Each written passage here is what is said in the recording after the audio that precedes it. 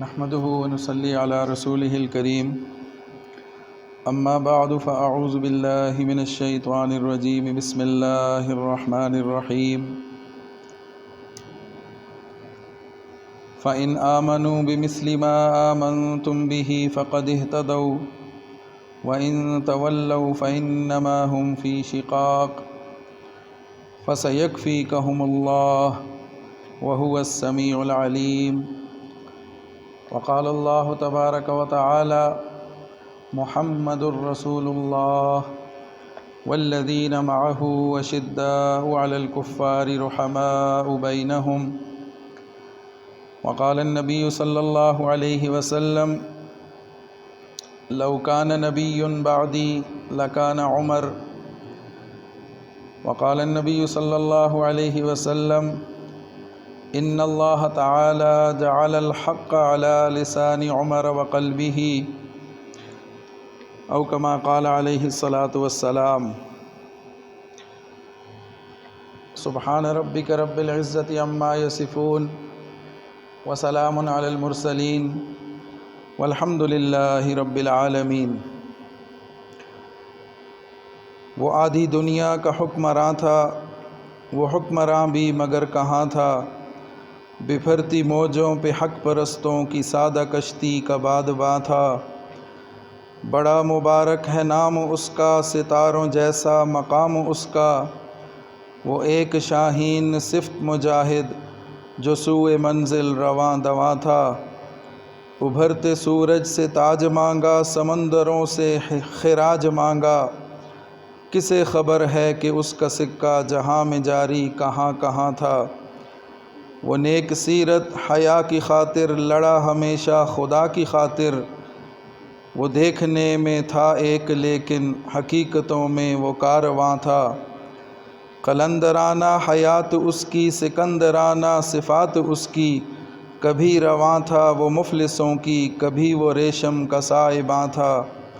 وہ ایک عنواں بشارتوں کا، بصیرتوں کا، بصارتوں کا، اسی سے رستے تلاش کرنا وہ دین فطرت کی کہکشاں تھا۔ حسن سے پوچھو، علی سے پوچھو، تم اس کے بارے نبی سے پوچھو، اندھیری شب میں چراغ بن کر وہ ساری دنیا میں ذوفشاں تھا۔ میرے انتہائی واجب الاحترام معزز سامعین کرام، آج ذی الحجہ کی 26 تاریخ ہے اور اسلامی سال اپنے اختتام کی طرف، خاتمے کی طرف جا رہا ہے اور نیا سال شروع ہونے کو ہے۔ سن 23 ہجری میں سیدنا فاروق اعظم رضی اللہ تعالیٰ عنہ کی حکومت ہے اور یہی 26 ذی الحجہ کا دن ہے، اور فجر کی نماز میں جب سیدنا فاروق اعظم رضی اللہ تعالیٰ عنہ صفیں سیدھی کرتے ہیں،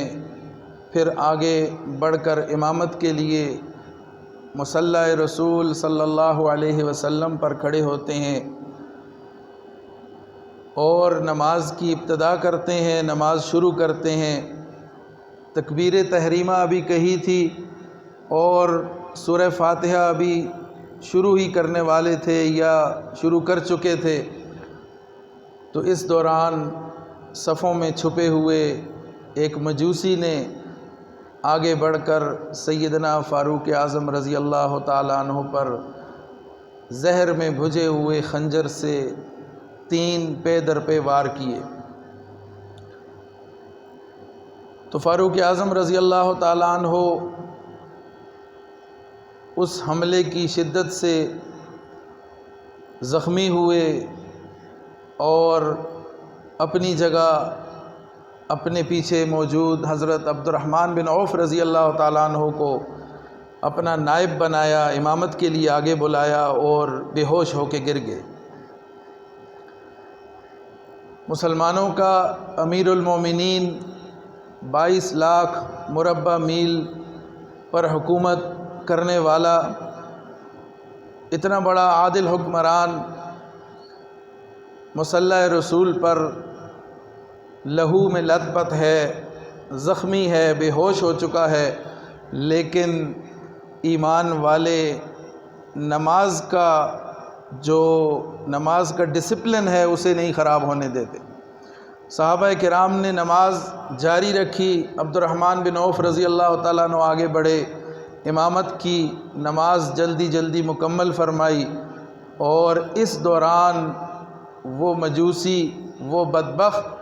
جب بھاگنے کے ارادے سے صفوں کے درمیان سے نکلنے لگا تو راستے میں آنے والے ہر شخص کو اس نے زخمی کیا۔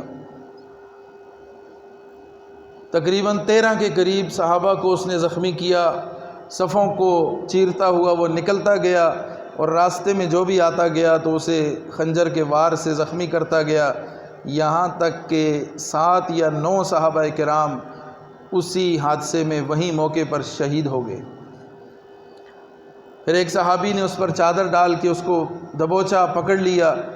اور جب اس نے دیکھا کہ میں اب پکڑا گیا ہوں تو اس نے اسی خنجر سے اپنے آپ کو قتل کر دیا، ہلاک کر دیا۔ تو یہ واقعہ جس دن رونما ہوا وہ آج ہی کا دن تھا، یعنی تاریخ یہی تھی، ذی الحجہ کی 26 تاریخ تھی، اور آج بھی ذی الحجہ کی 26 تاریخ ہے۔ پھر اس کے بعد سیدنا فاروق اعظم رضی اللہ تعالی عنہ 3 راتوں تک زندہ رہے، اسی زخمی حالت میں، تکلیف کی حالت میں سیدنا فاروق اعظم نے 3 راتیں گزاری، اور پھر 29 ذی الحجہ کو جام شہادت نوش کیا، اور اگلے دن یعنی 1 محرم الحرام کو آپ کی نماز جنازہ ادا کی گئی۔ تو سیدنا فاروق اعظم رضی اللہ تعالیٰ عنہ کی شہادت کا یہ عظیم سانحہ انہی دنوں میں واقع ہوا، جس سے ہمیں بہت سارے سبق بھی ملتے ہیں، عبرت بھی حاصل ہوتی ہے۔ اور فاروق اعظم رضی اللہ تعالیٰ عنہ نے اپنے لیے جو دعا مانگی تھی، اللہم ارزقنی شہادتاً فی سبیلک ووفاتاً فی بلد حبیبک صلی اللہ علیہ وسلم، کہ اے اللہ مجھے اپنے رستے کی مقبول شہادت نصیب فرما، اور اپنے حبیب صلی اللہ علیہ وسلم کے شہر میں دفن ہونا نصیب فرما۔ تو جب شہادت سے قبل زخمی حالت میں تھے تو کہنے لگے کہ میں خود حیران تھا کہ یہ دعا میری کس طرح قبول ہوگی، کہ ایک طرف وہ امیر المومنین ہے، مدینہ ایک امن کی جگہ ہے، اور پھر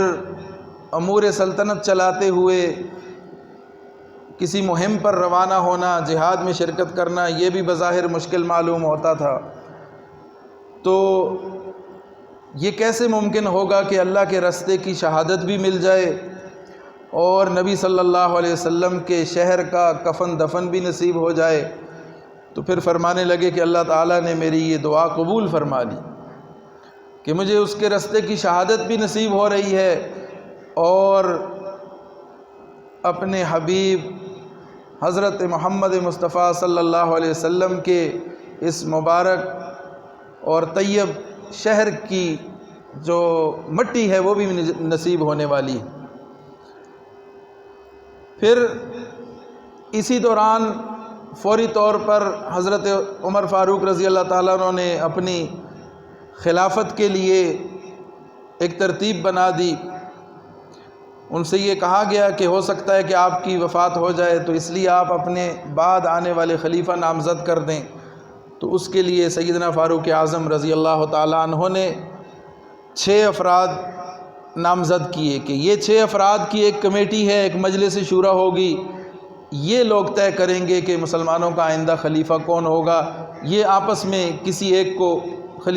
خلافت کے لیے نامزد کریں گے، اور فرمایا کہ اگر ضرورت پڑے تو مشاورت کے لیے 7ویں شخص کے طور پر عبداللہ بن عمر یعنی ان کے بیٹے کو بھی شامل کر لینا۔ حضرت عثمان، حضرت علی، حضرت طلحہ، حضرت زبیر، حضرت سعد بن ابی وقاص اور حضرت عبد الرحمن بن عوف رضی اللہ تعالی عنہم اجمعین، ان 6 افراد پر مشتمل فاروق اعظم رضی اللہ تعالیٰ عنہ نے ایک کمیٹی تشکیل دی کہ جس کا کام یہ ہوگا کہ میری شہادت کے 3 دن کے اندر اندر آپ نے خلیفہ منتخب کرنا ہے، اور اس دوران نماز کی امامت کے لیے انہوں نے حضرت صہیب رضی اللہ تعالیٰ عنہ کو مقرر فرمایا، اور 2 مزید صحابہ کو نگرانی کے لیے مقرر فرمایا کہ جو بھی فیصلہ ہوگا، خلافت کا جو بھی سلسلہ ہوگا، اس کی نگرانی یہ 2 صحابہ کریں گے۔ اور پھر فرمایا کہ اگر خلیفہ نامزد کرنے میں اس مشورے کے دوران سب ایک کسی نام پر متفق ہو جاتے ہیں تو پھر تو وہ خلیفہ نامزد ہو جائے گا، اور جب خلیفہ نامزد ہو جائے گا تو اس کے بعد پھر اگر کوئی ان کی خلافت ماننے سے انکار کرے گا تو پھر اس کی گردن اڑا دی جائے، اس لیے کہ وہ باغی ہوگا، وہ مسلمانوں کے فیصلے کو ماننے سے انکار کرنے والا ہوگا، وہ خلافت کا انکار کرنے والا ہوگا، اس لیے اس کی گردن اڑا دی جائے۔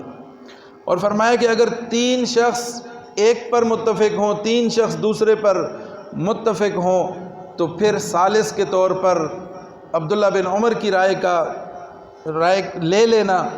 جس طرف انہوں نے رائے دی اس پر عمل کر لینا۔ اگر پھر بھی اتفاق نہ ہوا تو پھر حتمی رائے عبد الرحمن بن عوف کی لے لینا کہ جس کی طرف وہ جس کو نامزد کر دیں یا جس کی طرف وہ ہوں گے پھر اس کو خلافت کے لیے نامزد کر دیں۔ تو ہمارے لیے اس میں بہت بڑا سبق یہ ہے کہ فاروق اعظم رضی اللہ تعالیٰ عنہ نے اس موقع پر بھی اپنے آئندہ آنے والے لاہ عمل کو طے کیا، فوری طور پر خلافت کے لیے ایک ترتیب بنا دی، پھر اس کے ساتھ ساتھ ان پر جو قرض تھا اس کی ادائیگی کی فکر تھی انہیں، اس کے لیے ترتیب ارشاد فرما دی۔ تو مسلمان ہر وقت اللہ رب العزت کے لیے یہ اس دھیان کے ساتھ جیتا ہے کہ میرے امور جو ہیں وہ صحیح طور پر انجام دیے جائیں، کہیں کوئی اشکال نہ ہو، کہیں کوئی شک شبہ نہ رہ جائے، میرے جانے کے بعد کوئی پریشانی لاحق نہ ہو کسی کو، اور آخرت میں اللہ کے سامنے اس حیثیت سے پیش ہوں کہ میں تمام اپنے معاملات کو درست کر چکا ہوں۔ تو سیدنا فاروق اعظم رضی اللہ تعالیٰ عنہ وہ عظیم ہستی ہیں، وہ شخصیت ہے کہ جن کے ایمان لانے سے اسلام کو ایک قوت ملی، ایک طاقت ملی، پھر ہر موقع پر آپ رضی اللہ تعالیٰ عنہ نے رسول اللہ صلی اللہ علیہ وسلم کا بھرپور ساتھ دیا، اور پوری جرت اور بہادری کے ساتھ دیا۔ اور پھر بہت سارے ایسے مواقع ہیں کہ جب حضرت عمر رضی اللہ تعالیٰ عنہ کی رائے کے موافق اللہ تعالیٰ نے آیات قرآنیہ بھی نازل فرمائی۔ حضرت عبداللہ بن عمر رضی اللہ تعالیٰ عنہ ارشاد فرماتے ہیں کہ بسا اوقات ایسا ہوتا کہ نبی علیہ السلام کسی بارے میں کسی بات پر مشورہ لیتے، رائے لیتے، اور تمام لوگ ایک رائے دیتے، لیکن فاروق اعظم رضی اللہ تعالیٰ عنہ کی رائے ان سے مختلف ہوتی، اور اکثر ایسا ہوتا کہ انہی کی رائے کے مطابق اللہ تعالیٰ کی طرف سے بھی احکامات جاری ہو جاتے۔ مقام ابراہیم پر نماز کی ادائیگی کی خواہش ظاہر کی فاروق اعظم رضی اللہ تعالیٰ عنہ نے، تو اللہ تعالیٰ نے اسی کو حکم بنا کے قرآن کی آیت بنا کے نازل کر دیا، وَاتَّخِذُوا مِن مَّقَامِ إِبْرَاهِيمَ مُصَلًّى۔ پھر اسی طرح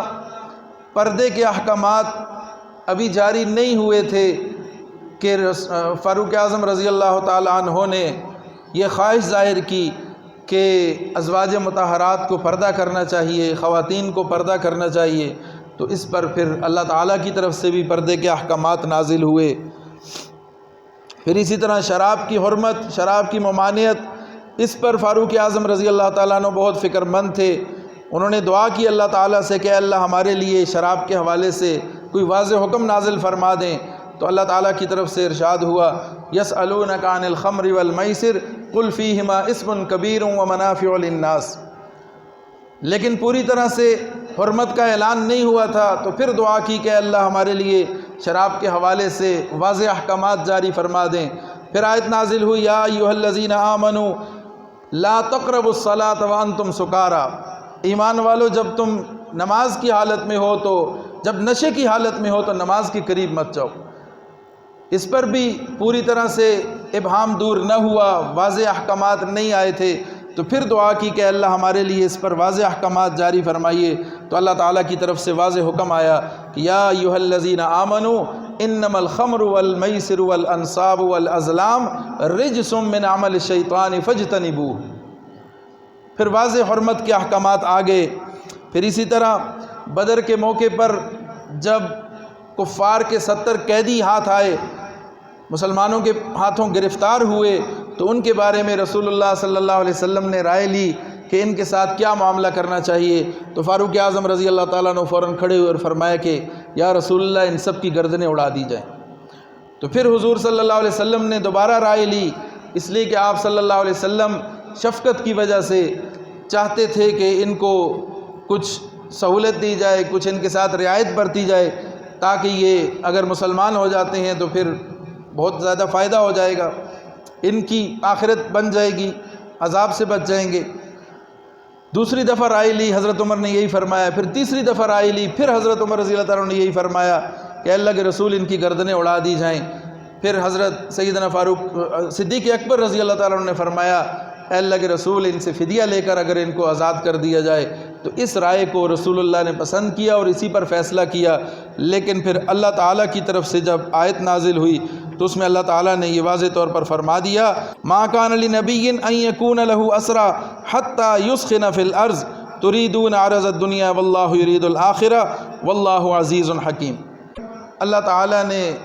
فاروق اعظم رضی اللہ تعالیٰ عنہ کی رائے کی تائید کی کہ بہتر یہ تھا کہ ان کی گردنیں اڑا دی جاتی۔ پھر اسی طرح مختلف اوقات میں فاروق اعظم رضی اللہ تعالیٰ عنہ نے جو رائے دی یا جو ان کے دل میں خیال آیا، اللہ تعالیٰ نے بسا اوقات اس کو اپنا حکم بنا کر نازل کر دیا۔ گھروں میں داخلے کے وقت اجازت طلب کرنے کے حوالے سے فاروق اعظم رضی اللہ تعالیٰ عنہ کی خواہش تھی، تو اللہ تعالیٰ نے اس پر بھی آیات نازل کر دیں کہ کسی کے گھر میں داخل ہونے سے پہلے اجازت طلب کی جائے۔ اور پھر اسی طرح منافقین کے لیے عدم استغفار،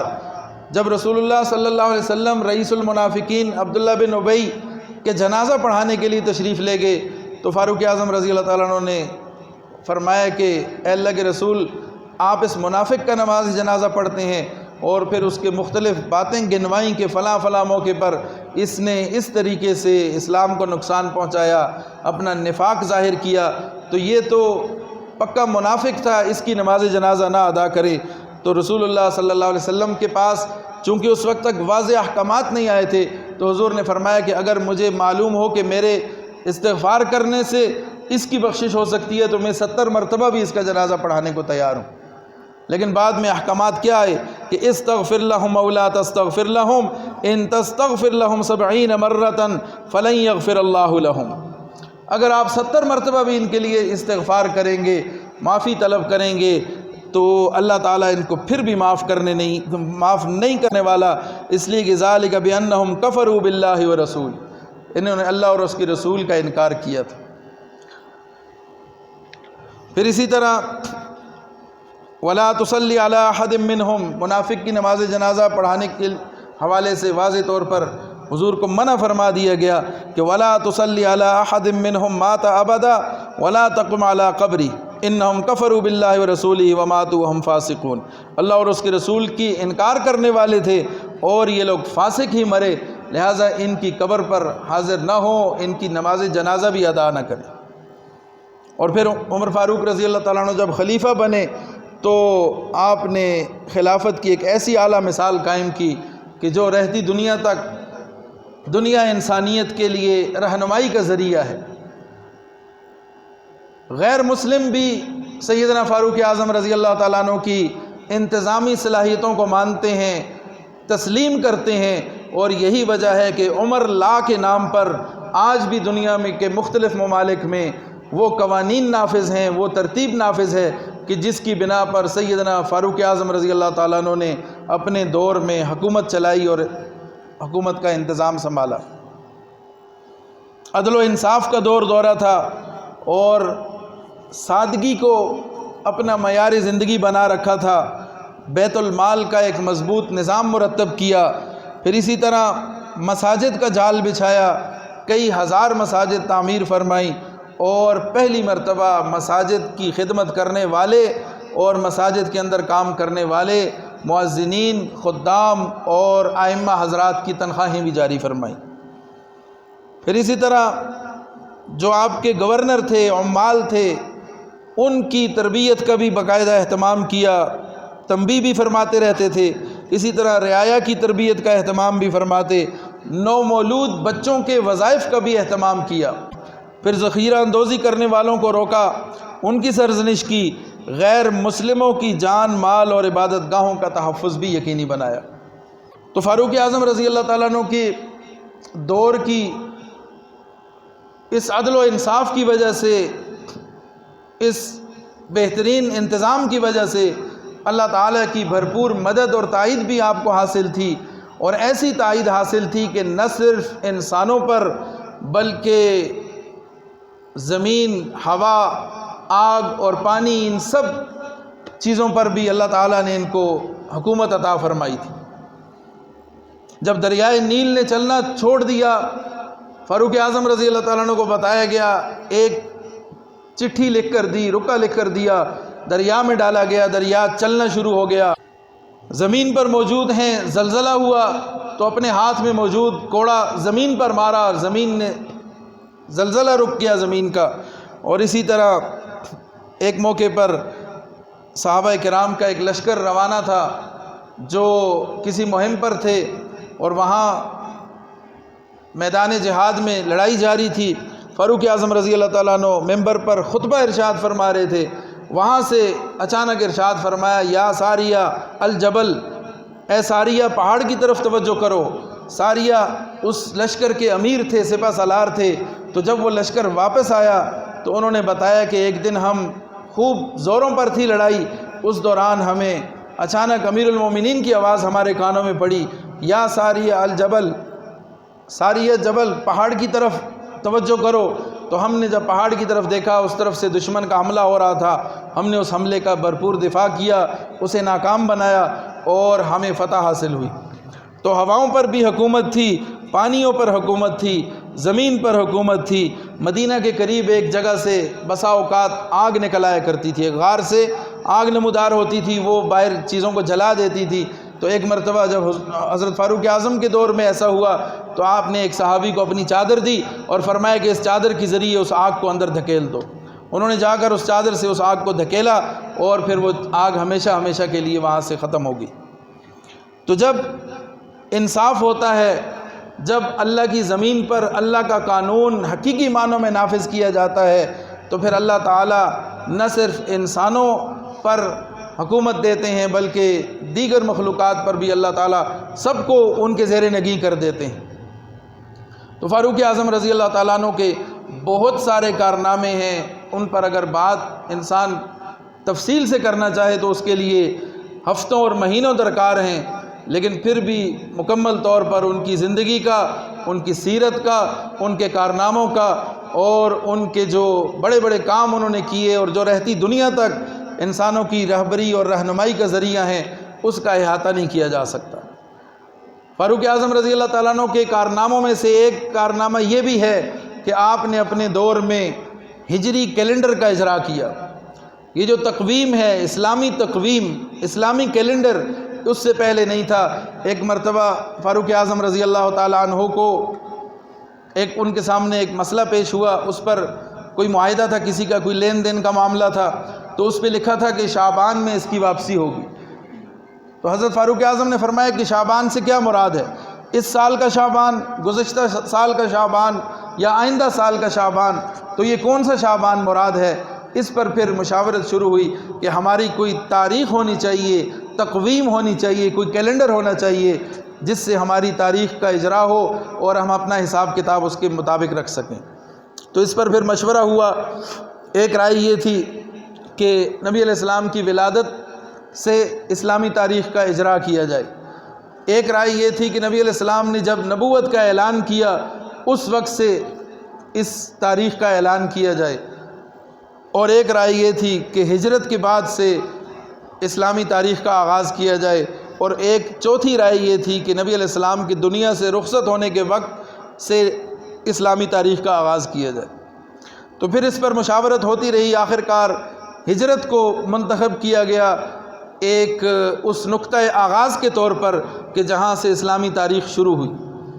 پھر مہینوں کے حوالے سے بھی مشورہ ہوا کہ کس مہینے سے اس تاریخ کا آغاز کیا جائے، اس سن کا آغاز کیا جائے، تو اس مشورے میں بھی آخر یہ طے پایا کہ محرم سے اس کا آغاز کیا جائے گا۔ ایک مشورہ یہ تھا کہ ربیع الاول سے، ایک مشورہ تھا کہ رمضان سے، اور ایک مشورہ رجب کا تھا، اور ایک مشورہ تھا محرم الحرام کا۔ تو پھر محرم الحرام پر اتفاق اس وجہ سے بھی ہو گیا کہ ان دنوں جو عرب میں قدیم تاریخ چلتی آ رہی تھی، جو ان کی تقویم چلتی آ رہی تھی، اس میں حساب کتاب کے لیے محرم ہی کو پہلے مہینے کے طور پر گنا جاتا تھا، مانا جاتا تھا، تصور کیا جاتا تھا۔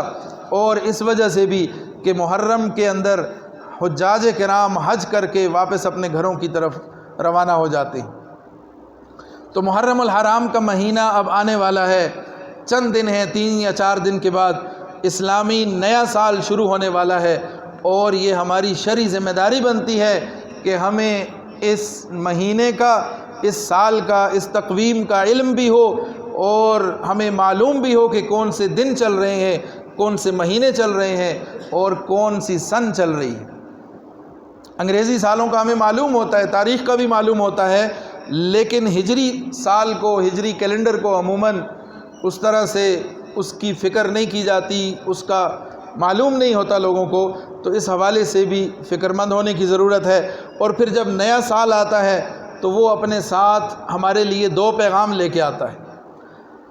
نئے سال کا پہلا پیغام تو یہ ہے کہ ہم اپنے ماضی کا، اپنے گزرے ہوئے اوقات کا احتساب کریں کہ گزشتہ سال ہمیں کیا کچھ ہم کر پائے، کیا ہمیں کرنا چاہیے تھا، اور کیا کچھ ہم نہیں کر سکے، کہاں تک ہمیں جانا چاہیے تھا، ہم کہاں تک جا سکے، اس کا احتساب کرنا، اور اس پورے سال کی ترتیب کو دیکھنا، اور اس رپورٹ کو مرتب کرنا، یہ ہمارے لیے ضروری ہے۔ تو پہلا تقاضا تو نیا سال ہم سے یہ کرتا ہے کہ ہم اپنے گزرے ہوئے سال کا صحیح طریقے سے احتساب کریں۔ جس طرح سالانہ رپورٹ پیش کی جاتی ہے کمپنیوں میں کہ اس سال ہمارے یہ ہدف تھے، اور اتنا ہدف ہم حاصل کر چکے، اتنا ہمیں نفع ہوا، اتنا ہم نقصان میں جا رہے ہیں، اس کے مطابق پھر آئندہ آنے والے سال کے لیے نئی ترتیب سوچی جاتی ہے۔ تو ہمیں بھی انفرادی طور پر اس حوالے سے فکر مند ہونے کی بہت زیادہ ضرورت ہے کہ ہمارا گزشتہ سال دینی حوالے سے اور دنیاوی حوالے سے کیسا گزرا، کیا ہم اپنے ان اہداف کو حاصل کر سکے جن کا ہم نے سوچ رکھا تھا۔ دنیا کے اعتبار سے کیا ہمارا کاروبار ترقی کرتا رہا، یا ہم کاروبار میں نقصان میں رہے، یا اگر ہم کہیں نوکری کر رہے تھے، کسی جگہ ملازمت کر رہے ہیں، تو کیا ہم نے اس پورے سال میں اپنی جو ذمہ داری تھی اس کو صحیح طرح پورا کیا، یا ہم سے کوتاہی ہو گئی، یا ہم نے کچھ ترقی کی، یا ترقی کی بجائے ہم تنزل کی طرف جا رہے ہیں۔ تو ان سب چیزوں کا دیکھنا اور جائزہ لینا بہت ضروری ہے۔ اور اسی طرح دینی امور میں بھی اپنا احتساب کرنا کہ اس گزشتہ سال میں عبادت کے حوالے سے، اخلاق کے حوالے سے، اور دینی امور کے حوالے سے میں کہاں تھا اور کہاں تک میں آگے بڑھا، اور کتنا میں نے ترقی کی۔ نبی علیہ السلام کی حدیث کا مفہوم ہے کہ مومن وہ ہے کہ جس کا ہر آنے والا دن پہلے دن سے بہتر ہونا چاہیے، اعمال کے اعتبار سے، دینی اعتبار سے، شرعی اعتبار سے، اور اگر دنیاوی اعتبار سے بھی ہو تو کوئی برا نہیں ہے۔ تو دینی اور دنیاوی دونوں اعتبار سے ہمارا ماضی کیسا گزرا، ہمارا سال کیسا گزرا، اس سال میں ہم نے کیا کھویا، کیا پایا، اس سب کا احتساب ضروری ہے۔ اور اس کے ساتھ ساتھ پھر آئندہ آنے والے سال کے لیے اس گزشتہ رپورٹ کے مطابق آئندہ آنے والے سال کے لیے اپنی پلاننگ کرنی ہے، اپنی ترتیب بنانی ہے کہ جہاں جہاں ہماری کمی رہ گئی، ہم سے کوتاہی ہو گئی، سستی ہو گئی، تو اس سے ہم نے نکلنا ہے، اس سے بچنا ہے، اور آئندہ سال کے لیے ہم نے اپنے کوئی اہداف رکھنے ہیں، اپنے ٹارگٹ رکھنے ہیں، اور اس ٹارگٹ کو پھر اچیو کرنا ہے، اس کو حاصل کرنا ہے، ان اہداف تک پہنچنے کی کوشش کرنی ہے۔ اس لیے کہ آج کل ہمارا امت مسلمہ کا دیکھا جائے تو زوال کے بہت سارے اسباب ہیں، ہو سکتا ہے سینکڑوں اسباب ہوں، لیکن جو سب سے بڑا اور سب سے بنیادی ہمارے زوال کا سبب ہے وہ ہماری سستی اور غفلت ہے۔ بہت سارے اسباب ہو سکتے ہیں، لیکن سب سے بڑا سبب ہماری کوتاہی، ہماری سستی، ہماری کاہلی اور ہمارا نکما پن ہے کہ جس نے ہمیں کہیں کا نہیں چھوڑا۔ تو ہمیں گزشتہ سال کا احتساب بھی کرنا ہے اور آئندہ آنے والے وقت کو پہلے سے اس ترتیب کے ساتھ مرتب کرنا ہے کہ ہمارا وقت نظام الاوقات بنانا ہے، ٹائم ٹیبل بنانا ہے اپنی آنے والی زندگی کا، چاہے دینی اعتبار سے ہو چاہے دنیاوی اعتبار سے ہو۔ تو کامیاب وہی ہوتا ہے کہ جو اپنے وقت کی قدر کرتا ہے، اپنے نظام الاوقات کو مرتب کر کے آگے چلتا ہے اور اپنے آنے والے وقت کی پہلے سے ترتیب سوچ کے رکھتا ہے اور سستی اور کاہلی سے بچتا ہے، وہی کامیاب ہوتا ہے، چاہے دینی اعتبار سے ہو یا دنیاوی اعتبار سے ہو۔ تو اللہ تعالی ہم سب کو اپنے اوقات کو قیمتی بنانے کی اور اپنا نظام الاوقات مرتب کر کے اپنے آنے والے وقت کو آگے لے کر چلنے کی اور آگے بڑھنے کی اور ترقی کرنے کی اللہ تعالی ہم سب کو توفیق عطا فرمائے۔ وآخر دعوانا ان الحمد للہ رب العالمین۔